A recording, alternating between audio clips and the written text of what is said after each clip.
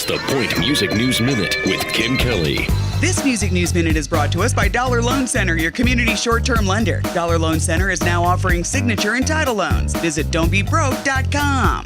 The Rolling Stones have announced a U.S. trek that's going to happen next spring and include 13 dates. It's called the No Filter Tour, and it's a continuation of the 2 legs they did across Europe last year. The tour is going to start at the Hard Rock Stadium in Miami Gardens, Florida on April 20th, hitting 11 more cities before wrapping up at Soldier Field in Chicago on June 21st. There's no Vegas date on this first leg. Could be because they played here 2 years ago. If you're looking for tickets, a special fan club pre-sale will start next Wednesday at RollingStones.com. General public tickets will be available starting next Friday. On this day in 1968, with girlfriend Yoko Ono about to miscarry their first son, John Lennon asked for a tape recorder to be brought into the hospital so he can record the baby's dying heartbeat. Later that day, Yoko miscarries, the baby is buried in a secret location, and the recording appears on the duo's album called Unfinished Music No. 2, Life with the Lions. In 75, in the UK, Queen released their 4th album, A Night at the Opera. It contains Freddie Mercury's masterpiece that the current Queen movie is named after, Bohemian Rhapsody. A Night at the Opera is released in the U.S. on December 2nd. That same year, Elton John is awarded a star on the Hollywood Walk of Fame in conjunction with Elton John Week being declared in Los Angeles. In 1980, Steely Dan released the album Gaucho. It's meticulously produced and features contributions from Rick Derringer and Mark Knopfler from Dire Straits. That same year, Don Henley is arrested after calling 911 to save a 16-year-old prostitute who OD'd on cocaine and Quaaludes at his LA home. In 1990, after a decade-long relationship, Mick Jagger marries model actress Jerry Hall in a 6-hour ceremony on the island of Bali. 8 years later, almost to the day, their marriage is annulled after a judge rules that the couple never registered with authorities on the island before their ceremony, and after Jerry Hall learns that Mick Jagger is the father of someone else's child. In 95, legendary manager Peter Grant, who managed the Yardbirds, Led Zeppelin, and Bad Company, dies of a heart attack at the age of 60. And in 2003, the acoustic guitar that George Harrison learned to play guitar on is sold at a London auction for almost $300,000. The original price of the guitar? About $30. Get your music news anytime 24/7 on the Points Facebook page or on our website at point97.com.